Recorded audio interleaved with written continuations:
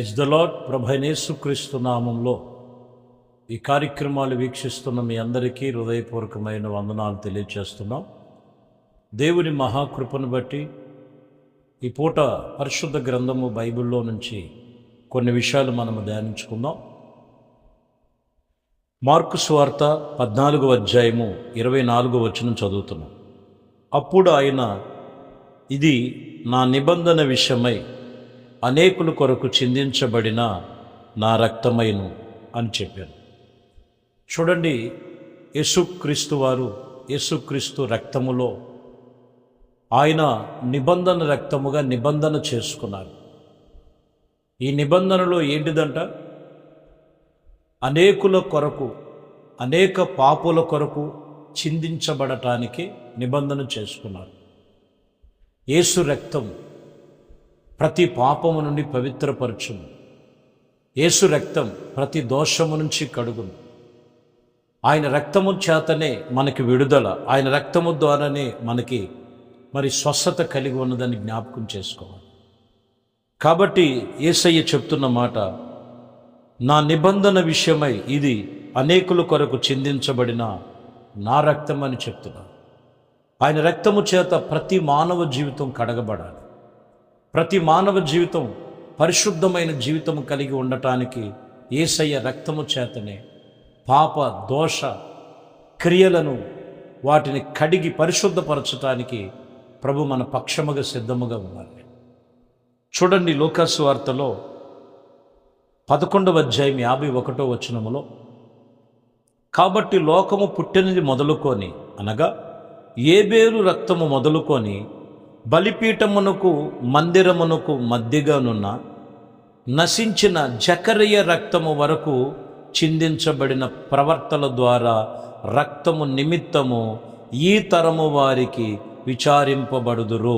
ఇక్కడ మీరు గమనించినట్లయితే నిశ్చయముగా ఈ తరము వారు ఆ రక్తము నిమిత్తము విచారించబడుదురని మీతో చెప్పుచున్నాను. పాత నిబంధనలో ప్రారంభములో ఉన్న హేబేలు రక్తము నుంచి పాత నిబంధన ముగింపులోకి వచ్చేలకే జకరయ్య రక్తము వరకు చిందించబడి ఉన్నారు. కానీ ఏ రక్తములో ఎవరి ద్వారా విమోచన లేదు, ఎవరి ద్వారా విమోచన లేదు. కానీ పాప క్షమాపణ నిమిత్తము యేసుక్రీస్తు రక్తము ద్వారానే మనకి విమోచన కలిగి ఉన్నది. కాబట్టి ప్రవర్తలు రక్తం కార్చారు. ఎందుకనంటే ప్రభు కొరకు, దేవునితో నిబంధన కలిగి. కాబట్టి మీరు గమనించాలి, ఈరోజు ప్రభు నీ రక్తమును కాదు అనేది, నీ రక్తమును కాదు ఆయన కోరుకునేది, నీలో ఉన్న వ్యసన బలహీనతలు ఆయన సన్నిధిలో ఒప్పుకొని ఆయన రక్తము చేత కడగబడాలి, విడుదల పొందాలి, విమోచించబడాలి. క్రీస్తు రక్తము చేత మీరు పరిపూర్ణులుగా, పరిశుద్ధులుగా నిబంధన చేసుకో. లోకములో దేని వలన విమోచన లేదు, ఏ నరుడు వలన విమోచన కలగదు. యేసుక్రీస్తు ద్వారానే విడుదల, రక్షణ కలిగి ఉంటుంది. జ్ఞాపకం చేసుకోవాలి. అపోస్తుల కార్యములు 22వ అధ్యాయం 20వ వచనములో, మరియు నీ సాక్ష్యమును స్టెఫెన్ రక్తము చిందించినప్పుడు నేను కూడా దగ్గర నిలిచిన అందుకు సమ్మతించి అతనిని చంపిన వారిలో వస్త్రములకు కావలి ఉంటిన వాడినని చెప్పి తిని. దైవజనుడు పౌలుగా, సౌలుగా ఉన్నప్పుడు అక్కడ చెప్తున్న మాట, స్టెఫెన్ని చంపించినప్పుడు నేను అక్కడే ఉన్నా. ఆయన రక్తమును కార్చబడి ప్రభు కొరకు ప్రాణము పెట్టినప్పుడు నేను సమ్మతించి చంపించిన వారి వస్త్రములకు కావలై ఉన్నానని చెప్తున్నాడు. ఒకప్పుడు హింసకుడును, దోషకుడును, ఇప్పుడు నేను హానికరుడుగా ఉన్నటువంటి స్థితిలో నుంచి ఇదిగో ఇప్పుడు నేను క్రీస్తు కొరకు ప్రాణము పెట్టడానికి నేను సిద్ధముగా ఉన్నాను. ఒకప్పుడు హింసకుడు, దోషకుడు, హానికరుడు సౌలుగా ఉన్నప్పుడు నేను ఇప్పుడు పౌలుగా ఉన్నాను. క్రీస్తు కొరకు నేను రక్తము కార్చటానికైనా సిద్ధం, ప్రాణము పెట్టడానికైనా సిద్ధం అని చెప్తున్నాడు. చూడండి, యేసుక్రీస్తులో మనం చూస్తే ఇదిగో ఇక్కడ మనం రోషము కలిగి స్టెఫెను కూడా నిలవబడి ఉన్నాడు. ప్రభు కొరకు అర్పణగా అర్పించబడ్డాడు. ఈరోజు నీలో ఉన్నటువంటి ఎంతో త్యాగపూర్వకమైనటువంటి ప్రభు అయిన యేసుక్రీస్తు రక్తము చేత కడగబడేటువంటి అనుభవంలోనికి నువ్వు రావాలి. ఆయన రక్తములో ఉన్న ఆశీర్వాదాలను చూస్తావు.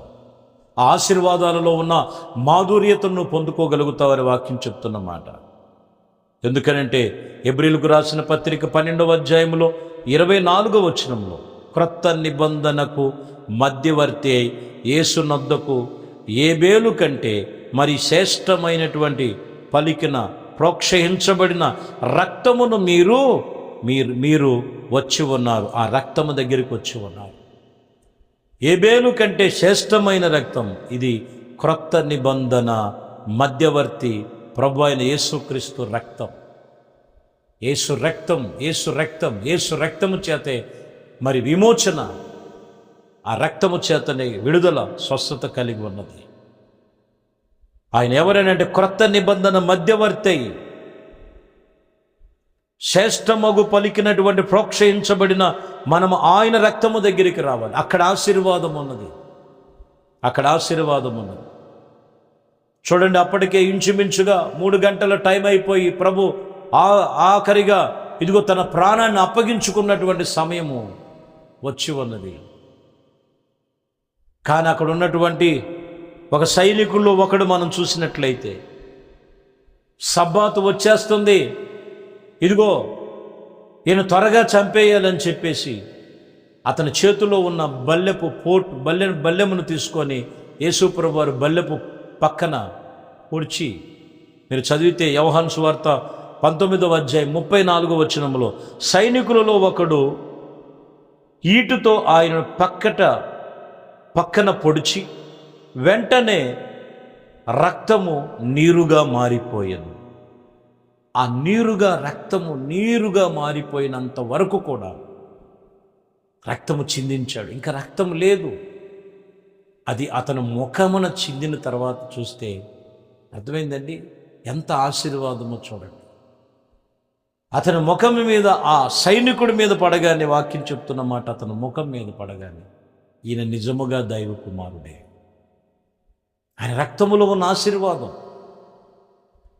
ఒక పాపిని పరిశుద్ధుడిగా మార్చగలిగిన రక్తం, లోకములో నుంచి వేరు చేసి పరలోక రాజ్యానికి వారసులుగా ఉంచేటువంటి రక్తం, విలువైన రక్తం ఇచ్చి మనల్ని కొన్నాడు. ఆయన శ్రేష్టమైన రక్తం ఇచ్చి ఆయన పరిశుద్ధపరిచాడు.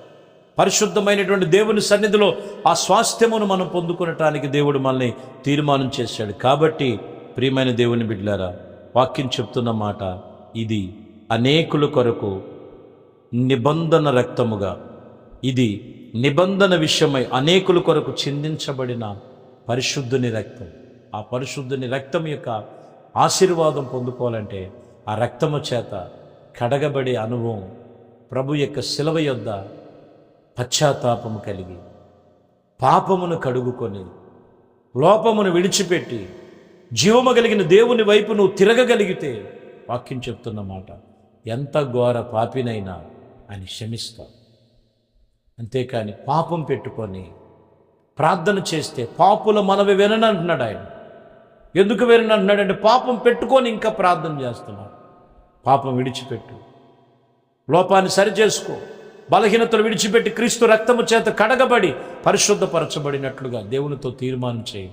అట్టి విషయములో ఆయన పరిశుద్ధ రక్తము చేత నిన్ను, నీ కుటుంబాన్ని శుద్ధినిగా చేసి పరలోక రాజ్య వారసులుగా చేర్చుకొని ఆయన హక్కును చేర్చుకొనగలిగిన సమర్థుడు, శక్తి కలిగిన దేవునికి శిరస్సు వంచి నమస్కరించి ఆయన పాదాల ఎదుట నీ పాప దోషములన్నీ విడిచిపెట్టు. ఎంత ఘోర పాపమునైనా ఆయన ఇప్పుడే కడిగి పరిశుద్ధపరిచి ఆయన కృపలు నిన్ను హక్కులు చేర్చుకొని ఆత్మీయతలు నడిపించబడుదురుగాక. ఆమేన్. ప్రార్థన చేద్దాం. మహాపరిశుద్ధుడా, ప్రేమ కలిగిన తండ్రి, దయగలిగిన మా ప్రభువా, మీ శ్రేష్టమైన పరిశుద్ధ నామమునకై స్తోత్రాలు. ఇంతవరకు వాక్యం విన్న మీ బిడ్డలు మీ రక్తము చేత కడగండి, మీ రక్తము చేత శుద్ధీకరించండి, పరిశుద్ధుని రక్తము చేత పవిత్రపరిచినైన మీ ఆత్మ చేత నింపి సహాయము దయచేయండి. సమస్త విషయములన్నింటిలో మీ కృపను అనుగ్రహించి పరిశుద్ధపరచు. నజరేయుడనే యేసుక్రీస్తు నామమును ప్రార్థించి వేడుకొనుచున్నాము తండ్రి. ఆమేన్. ప్రభు మిమ్మల్ని దీవించి ఆశీర్వదించునుగాక. ఆమేన్. దేవునితో వచ్చిన పరిశుద్ధ